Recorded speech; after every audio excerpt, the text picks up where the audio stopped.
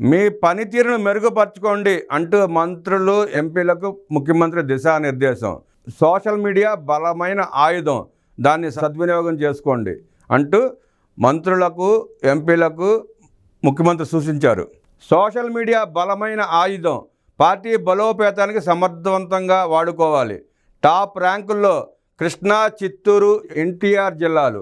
కడపటి ర్యాంకుల్లో కడప, అల్లూరి, తూర్పు జిల్లాలు. ప్రస్తుతం మన 53% ఓటింగ్ను వచ్చే ఎన్నికల నాటికి 60%కి చేర్చేలా ఎంపీలు, మంత్రులు, ఎమ్మెల్యేలు చిత్తశుద్ధితో పనిచేయాలని ముఖ్యమంత్రి చంద్రబాబు నాయుడు దిశానిర్దేశం చేశారు.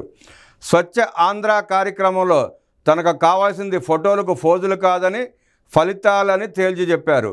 ఉండవల్లి నివాసంలో పార్టీ మంత్రులు, ఎంపీలు, జోనల్ కోఆర్డినేటర్లతో చంద్రబాబు సమావేశం నిర్వహించారు. ప్రజాప్రతినిధుల పనితీరును విశ్లేషిస్తూనే సోషల్ మీడియాను సక్రమంగా వినియోగించుకోవడంలో విఫలమయ్యారని మండిపడ్డారు.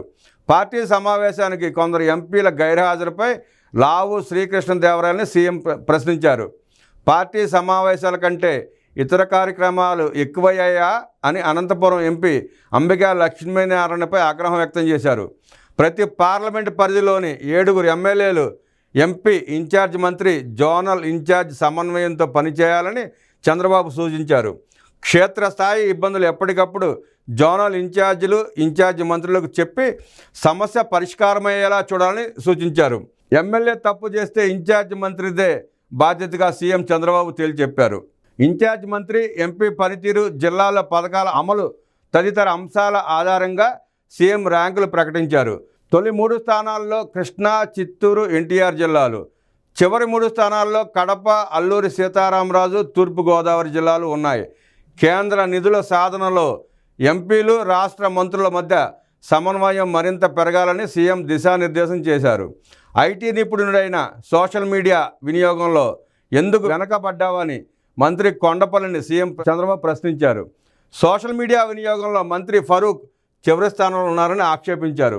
ప్రభుత్వ కార్యక్రమాల ప్రచారం పెంచేందుకు ఎమ్మెల్యేలు, ఎంపీలు సోషల్ మీడియా వినియోగం పెంచాలని సీఎం దిశానిర్దేశం చేశారు. కలెక్టర్, ఎంఆర్ఓ, ఆ కింద స్థాయి అధికారులు అర్జీలు, దస్త్రాలను పరిష్కరించకుండా తమ పరిధి నుంచి పంపేయడం సరికాదన్నారు. తమ వద్దకు వచ్చిన అర్జీ లేదా దస్త్రాన్ని ఎందుకు పరిష్కరించలేకపోతున్నారో దానిపై అధికారులు కారణం రాసే విధానం తీసుకురావాలని సూచించారు. కారణం రాసే విధానం అమల్లోకి వస్తే జవాబుదారీతనం పెరుగుతుందని ముఖ్యమంత్రి చంద్రబాబు అభిప్రాయపడ్డారు.